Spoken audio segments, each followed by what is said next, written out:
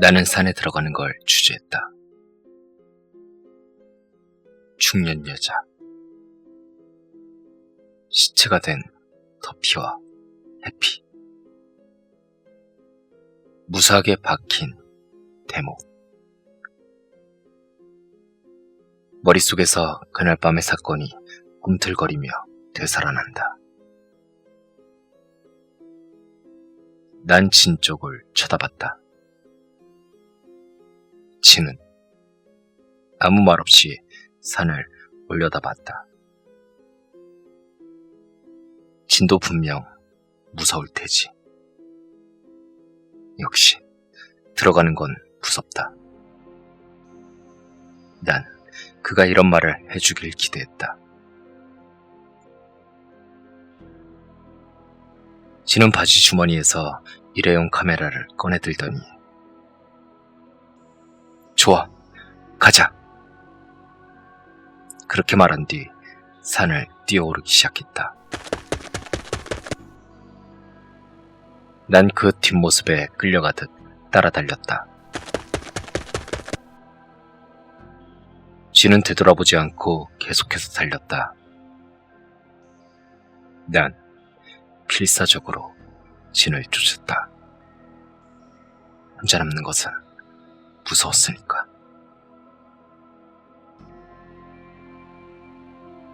지금 생각해보면 분명 진도 무서워한 것 같다.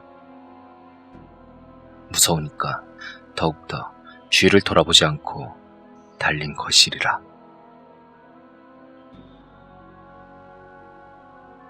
점점 그 장소가 가까워져 갔다. 생각해내고 싶지 않았지만 저절로 그때의 광경이 되새겨졌다. 마음속 가득 공포가 몸을 폈다. 두려움에 다리를 돌리기 힘들어졌을 때쯤 그 장소에 도착했다.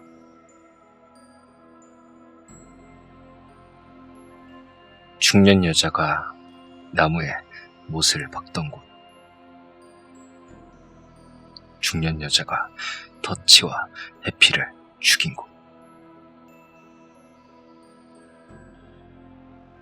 중년 여자가 나를 땅바닥에 내팽겨 쳤던 곳.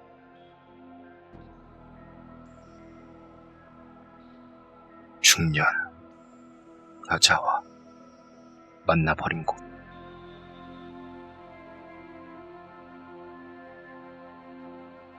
난 누군가가 보고 있다는 생각이 들어 주위를 둘러봤다. 아니, 누군가가 아닌 중년 여자가 보고 있다는 생각이 들었다. 산속의 정적과 내 마음속 공포가 만나 싱크로했다. 멈춰선 나는 쳐다보지도 않고 진은 그 나무에 가까이 다가갔다. 그러다 진은 뭔가를 찾아낸 듯 바닥에 주저앉았다.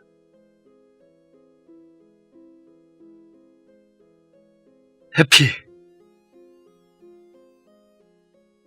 그 말에 난 몸에 떨림도 있고 진 옆으로 다가갔다.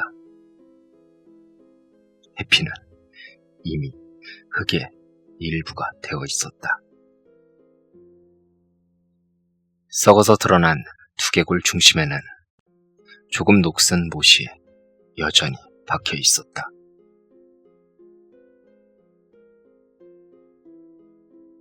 보고 있기 불쌍해 못을 뽑아주려 했지만 진이 나를 제지하곤 사진을 한 장 찍었다. 난 냉정한 진의 태도에 놀랐지만 아무 말도 하지 않고 다시 못을 뽑으려 했다.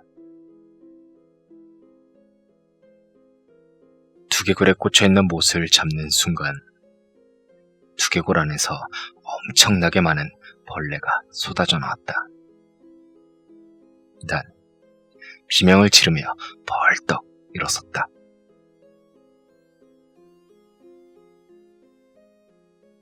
물처럼 솟아오르는 작은 벌레들이 무서워 더 이상 다가갈 수가 없었다.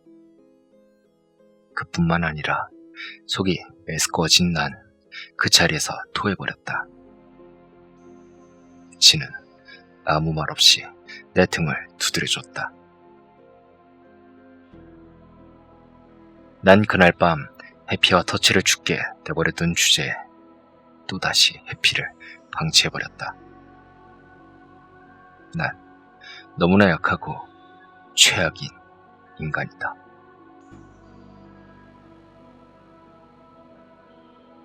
진은 카메라를 들고 그 나무를 찍으려 했다. 어? 야, 잠깐만 와봐. 뭔가를 발견하곤 나를 부르는 진. 난 조심스레 진의 근처로 갔다. 이거 전엔 없었지? 그가 가리킨 곳은 무수한 사진들이 박혀있는 근처. 이건 전에도 아니, 사진이 달랐다. 이전에 봤던 내 5살 정도로 보이는 여자의 사진 옆에 사진이 또 붙어 있었다. 사진 상태로 봐서 며칠 정도 전에 박아놓은 듯했다. 예전에 봤던 사진은 이미 비바람에 닳아 간신히 사람 사진인 걸 알 수 있을 정도였다. 새로운 사진 역시 내 5살 정도로 보이는 여자애였다. 이때 진에겐 말하지 않았지만 새 사진이 나라면 어떻게 하지? 이런 생각에 가슴을 졸였다. 진은 사진에 박힌 나무의 모습을 카메라에 담았다.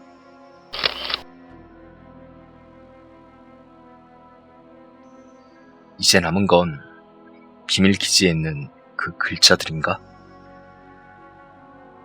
그러면서 진은 또다시 달렸다. 나는 근처에 중년 여자가 있을 것만 같았기에 당황하면서도 바로 진을 쫓았다.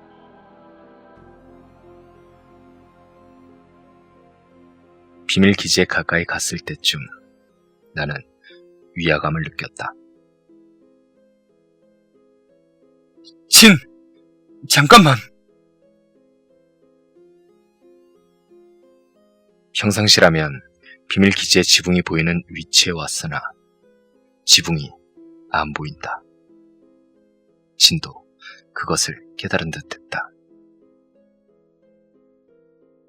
머릿속으로 중년 여자의 모습이 스쳐 지나간다. 가슴에 고동이 격렬해진다.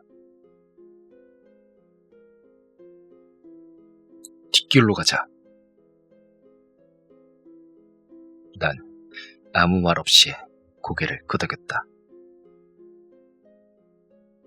뒷길은 평상시 다니던 길과는 다른 뒤쪽 수풀로 진입하는 길이었다. 이 길은 비밀기지에 적이 습격해왔을 때를 위한 만들어둔 길. 만들 땐 놀이로 만들었지만 설마 이런 형태로 도움이 될 줄은. 이 길이라면 비밀기지에 중년 여자가 있다고 해도 발견될 확률이 낮다. 나와 진은 바닥을 기어서 비밀기지 뒤쪽 수풀 속 터널을 통과했다. 그리고 비밀기지 근처에 도착했을 때쯤 이변의 정체를 알 수 있었다. 비밀기지는 산산조각이 나 있었다. 한동안 제자리에서 주위 상황을 살폈지만 중년 여잔 근처에 없는 듯했다. 우린 수풀 속에서 빠져나와 비밀기지가 있었던 장소로 다가갔다. 산산조각난 비밀 기지의 모습을 보고 있자니 울고 싶어졌다. 비밀 기진, 나와 진, 준, 그리고 해피와 터치의 집이었으니까. 산산조각난 잔해 옆에 큰 돌이 떨어져 있었다. 아마 누군가가 이걸 비밀 기지로 던진 것 같았다. 누군가? 아니, 분명 중년 여자일 테지. 신은 아무 말 없이 사진을 찍었다.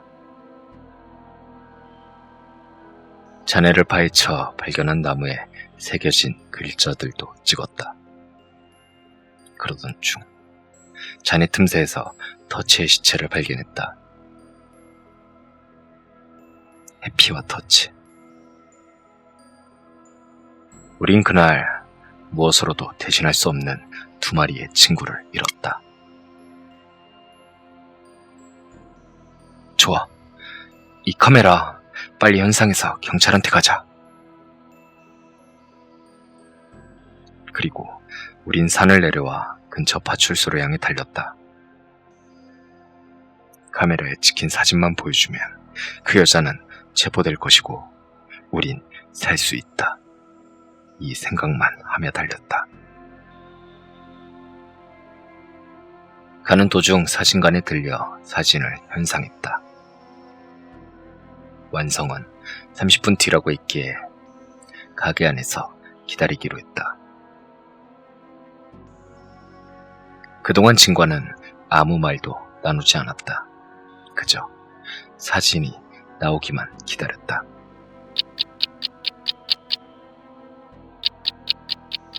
(30분) 뒤 기다리던 사진이 나왔다. 이제나 저제나 기다리고 있던 우린 재빨리 움직였다. 가게 점원은 조금 이상하다는 표정을 하면서 사진이 들어간 봉투를 내밀었다. 개시체나 옷에 박힌 여자의 사진이 내용물이니까 이상한 표정을 짓는 것도 당연하지만 우린 그 자리에서 봉투 안의 사진을 전부 확인한 뒤 대금을 지불하고 나왔다. 그리고 바로 파출소로 발을 옮겼다. 이것으로 모두 끝이다. 우린 파출소 안으로 뛰어들어갔다. 응? 무슨 일이지?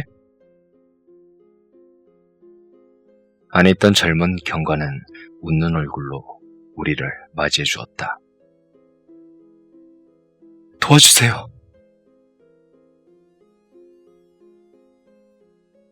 우린 그날 밤 있었던 이야기를 경관에게 들려주었다.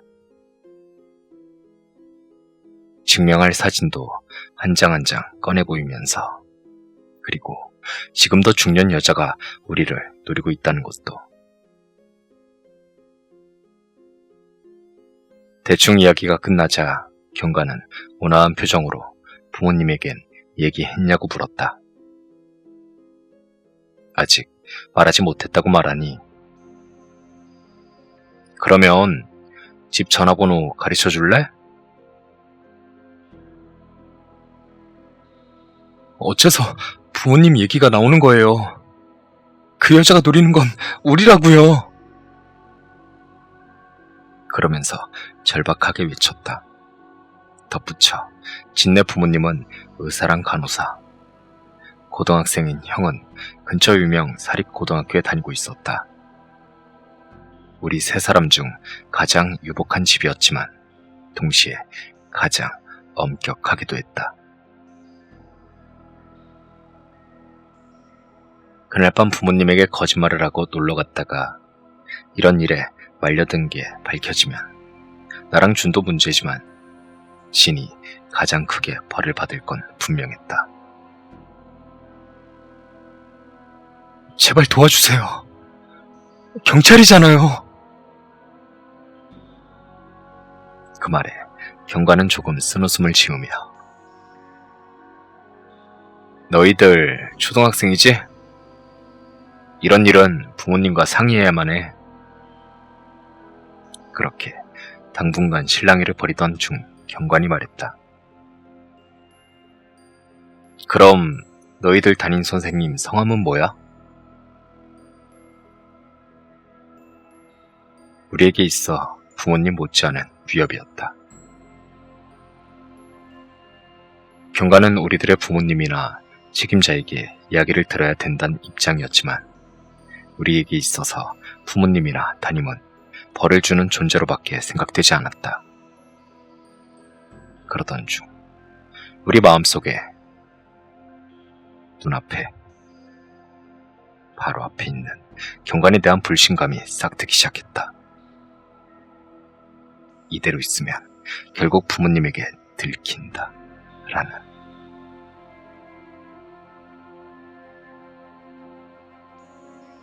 이 경관은 우리 이야기를 믿지 않는 것 같다. 난 이런 생각이 들었다. 우리들이 필사적으로 도움을 요구하고 있는데도 부모님이니 담임이니 하며 말만 돌리고 중년 여자에 대한 증거로 사진까지 가져왔건만 난 경관에게 한 번 더 사진을 꺼내 보이며 말했다. 걔를 이렇게 잔인하게 죽이는 여자라고요. 그러자 경관은 잠시 침묵하더니 뜻밖의 한마디를 꺼냈다. 뭐? 이게 걔라고? 우린 깜짝 놀랐다. 이 사람 무슨 소리를 하고 있냐 싶어서. 경관은 계속해서 아니, 너를 못 믿는 게 아니야. 좀 더 자세히 알려줘. 여기가 머리야? 농담이 아니라 정말로 몰랐던 것 같다. 난 해피의 사진을 가리키면서 그러니까 하며 설명을 하려 했지만 그 순간 말문이 막혔다.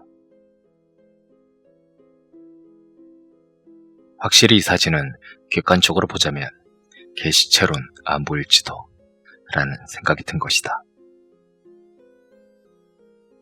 갈색으로 변색된 뼈와 듬성듬성 남아있는 털.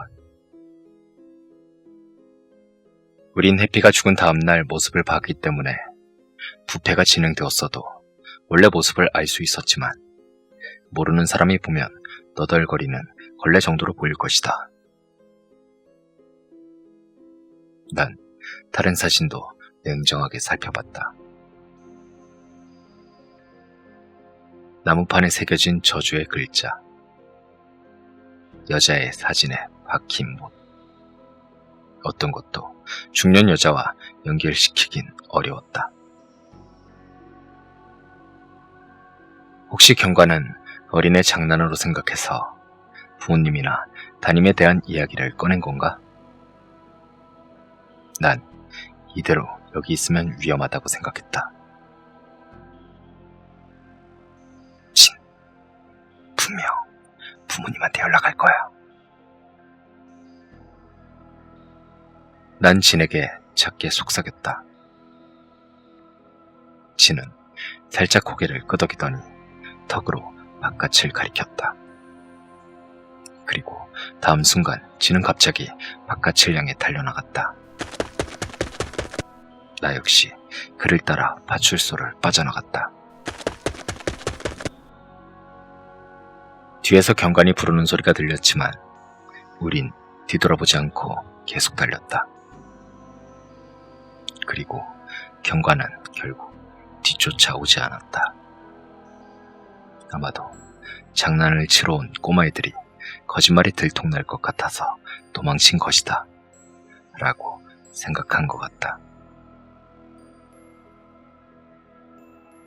우린 경관이 뒤쫓아오지 않은 걸 확인하고 골목길에 앉아 향후에 대한 일을 논의했다.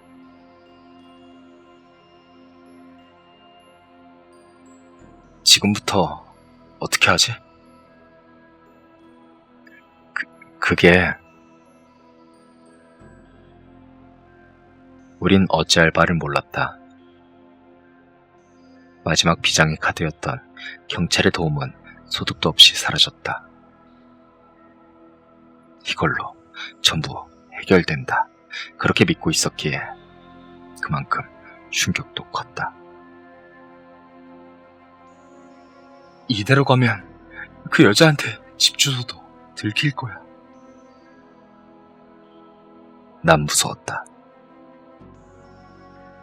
당분간은 그 여자랑 마주치지 않게 주의해야 돼. 이제 무리야. 준의 학년이랑 반까지 알고 있으니까 우리도 들키는 건 시간 문제라고. 하지만 그 여자 우리에게 무슨 짓을 할 생각이 진짜 있었을까? 뭐? 일전에 우리들 그 여자랑 만났잖아. 만약 뭔가 할 생각이라면 그때 했을 거야. 거기다 사내는 우리들을 저주하는 건 안 보였잖아. 분명 산에 갔을 때 우리들에 대한 저주 같은 건 보이지 않았다. 비밀 기지는 부숴버렸지만 여자애에 대한 사진이 드러나긴 했지만 우리들, 특히 이름까지 들통난 준에 대한 저주도 보이지 않았다. 나는 내심 반론하고 싶었지만 그와 동시에 진의 말처럼 중년 여자는 분명 우리에 대해 잊어버린 게 아닐까? 제발 그래 주었으면 하는 생각도 함께 들었다. 우릴 진짜 원망하고 있다면 뭔가 반응이 있어야 되잖아. 진은 그렇게 말하며 나를 안심시키려 했다. 학교 근처에 돌아다니는 것도 우리가 아닌 사진의 여자애를 찾는 걸 수도 있어. 정말 그런 걸까? 나는 진의 말을 듣고 마음이 조금 편해졌다. 그렇다고 할까? 진의 말을 토대로 나 자신을 납득시키려 했다. 그것은 현실 도피에 가까웠다. 진 자신도 그렇게 생각했을지도 모른다. 중년 여자에게서 도망칠 방법은 없다고. 하지만 우리들은 그래, 분명 우리들을 잊어버렸을 거야. 그래, 잊었어. 분명 잊었어. 아이, 괜히 쫄아서 손해봤다. 그러게, 그 여자 짜증나네. 그렇게 서로 강한 척했다. 어떤 의미로 자부자기한 상태였다. 한동안 그 자리에서 중년 여자에 대한 험담을 나누었다. 그러다 날이 어두워지기 시작할 때쯤 우리는 각자의 집으로 돌아가기로 했다. 그리고 진과 헤어지기 전 내일은 준네 집에 가자. 그래, 그럼 내일 봐. 서로 밝은 표정에 손까지 흔들며 헤어졌다. 내 마음은 조금 가벼워져 있었다. 그래, 분명 그 여잔 우리들에 대한 거 까맣게 잊었을 거야. 분명 그럴 거야. 자기 암시라도 걸듯이 나는 그 말만을 반복하며 집으로 향했다. 위를 올려다보니 구름도 없고 별들이 반짝이는 매우 맑은 밤하늘이 보였다. 그걸 보고 있자니 지금까지 중년 여자에 대한 고민에 가슴을 졸이던 내가 바보같이 느껴졌다. 집에 가까워졌을 때쯤 보고 싶은 애니메이션이 할 시간이 됐다는 생각에 발걸음을 보다 빨리 했다. 탁탁탁탁탁탁탁탁탁. 골목 사이로 내 발소리가 울려 퍼진다. 탁탁탁탁탁탁탁탁탁탁탁탁. 조용한 밤이었다. 탁탁탁탁탁탁탁탁탁. 탁탁탁탁탁탁탁탁.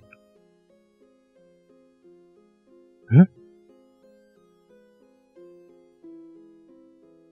내 발소리 말고 다른 발소리가 겹쳐 들렸다. 뒤를 돌아봤다. 어두워서 잘 안 보이지만 아무도 없다.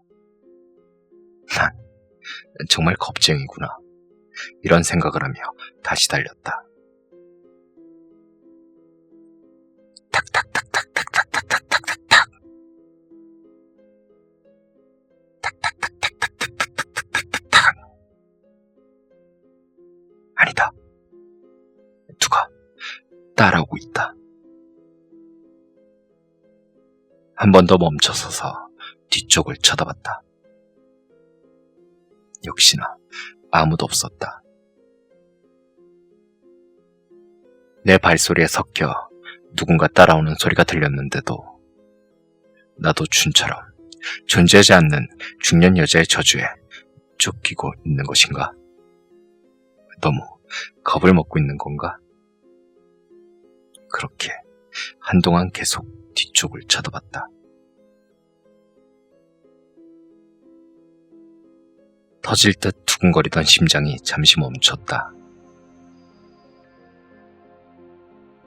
그리고 나한테 좀 멀리 떨어진 뒤쪽, 집 근처에 세워진 오토바이 옆에 누군가 주저앉아 있었다. 아니, 숨어 있었다. 달빛만으로 누군지 확실히 알 수 없었지만 한 가지는 알 수 있었다. 그는 코트를 입고 있다.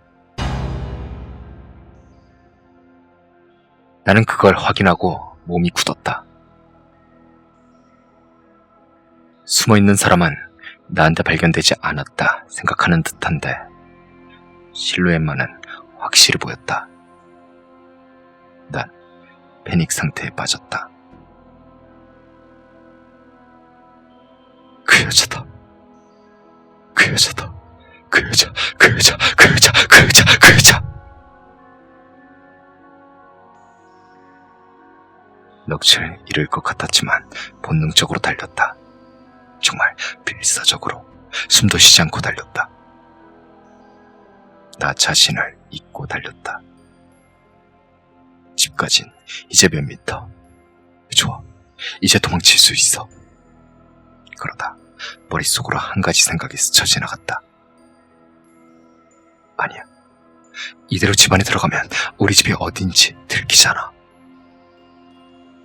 그 생각이 든 순간 집을 무시하고 집 옆으로 난 골목길 사이로 달려나갔다. 분명 내 뒤를 쫓아올 중년 여자를 떨궈내기 위해. 5분 정도 지그재그로 골목길을 마구 달렸다. 그러다 숨이 턱끝까지 차오른 난 천천히 몸을 세워 뒤를 돌아봤다.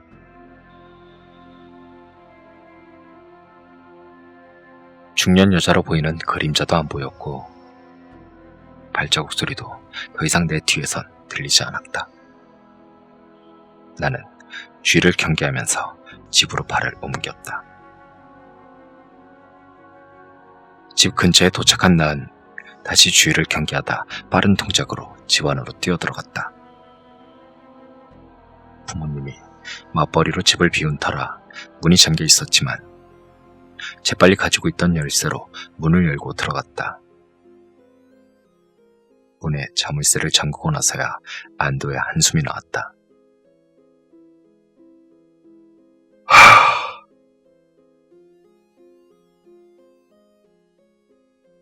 우선 진한테 알려줘야겠다는 생각에 신발을 벗으려던 찰나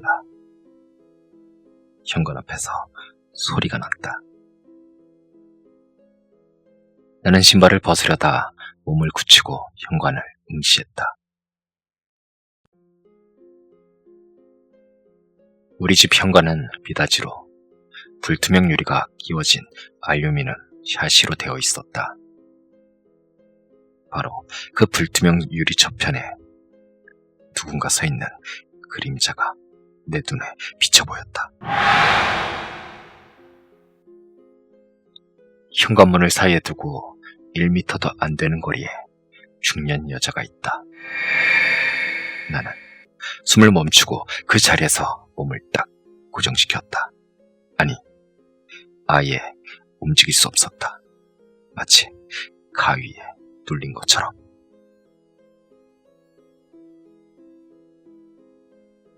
뱀의 시선 아래 놓인 개구리라는 게 이런 심경인 건가?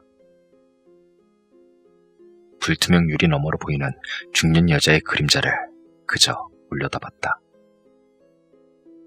중년 여자는 아무런 미동도 없이 그저 서 있었다. 이쪽에 있는 나를 보고 있는 것인가? 그때였다. 유리 너머에 있던 여자의 왼팔이 천천히 움직였다. 그리고 천천히 문 손잡이 부분으로 뻗어가더니 덜컹 하고 문이 흔들렸다. 내 심장은 다시는 없을 정도로 세차게 뛰기 시작했다. 중년 여자는 문이 잠겨있는 걸 확인한 뒤 천천히 원래 자세로 돌아갔다. 난 여전히 움직일 수 없는 상황. 중년 여자는 현관문에 더욱 바짝 다가오더니 제자리에 주저앉았다. 그리고 유리 너머로 귀를 살짝 대었다. 한쪽 소리를 들으려고 하고 있어. 눈앞에 있는 불투명 유리 너머로 여자의 귀가 선명하게 보였다. 난 너무 긴장한 나머지 토할 것 같았다. 심장의 고동은 이미 절정에 달해 폭발할 듯했다. 심장이 뛰는 소리를 들킬지도 모른다 생각이 들 만큼. 중년 여자는 2, 3분 정도 유리에 귀를 대고 있다가 일어섰다. 그리고 천천히 뒤를 돌아 걸어갔다. 조금씩 여자의 그림자가 희미해지더니 이내 사라졌다.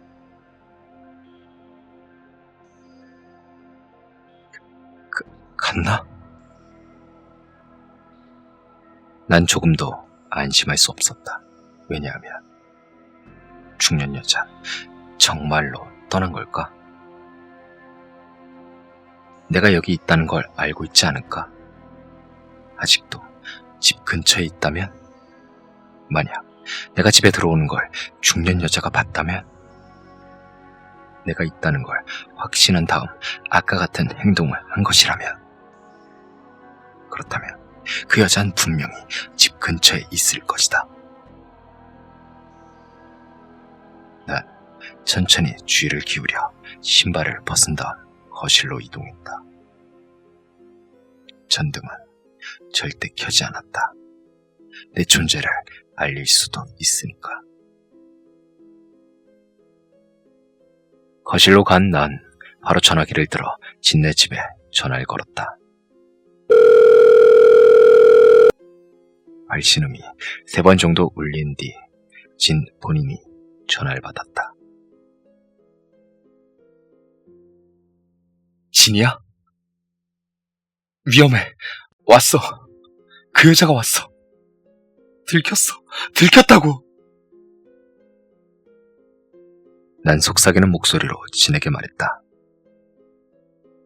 뭐? 어떻게 됐다고? 무슨 일이야? 우리 집에 그 여자가 왔어. 빨리 어떻게 좀 해줘. 난 진에게 매달렸다. 진정해. 집에 아무도 없는 거야? 없어. 빨리 도우러 와줘. 우선 문단속 먼저 확인해봐. 그 여잔 어디 있는데? 몰라. 하지만 방금 전까지 집 앞에 있었어. 당황하지 마. 우선 문단속이야. 알겠지? 알았어. 확인해 볼 테니까 빨리 와줘. 난 전화를 끊은 뒤 문단속을 하러 우선 화장실로 갔다. 화장실까지 가는 건 전등은 하나도 켜지 않았기 때문에 오로지 오감에 의지해야 했다. 우선 화장실 창문은 최대한 소리를 내지 않게 주의하며 닫았다. 다음은 욕실. 욕실 창문을 천천히 닫고 잠궜다. 욕실에서 나온 난 거실 뒤쪽 문을 잠그려고 이동했다. 복도 벽을 더듬으며 이동하던 난 이상한 느낌이 들어 근처 창문을 쳐다봤다.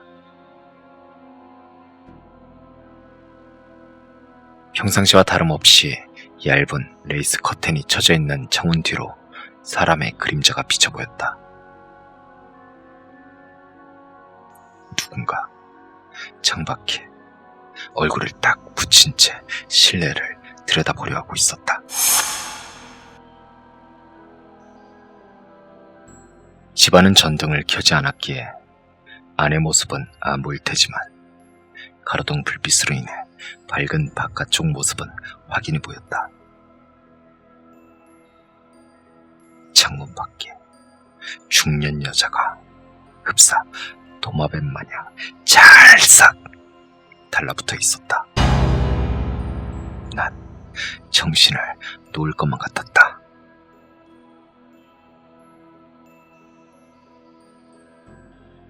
다음 편에 계속됩니다.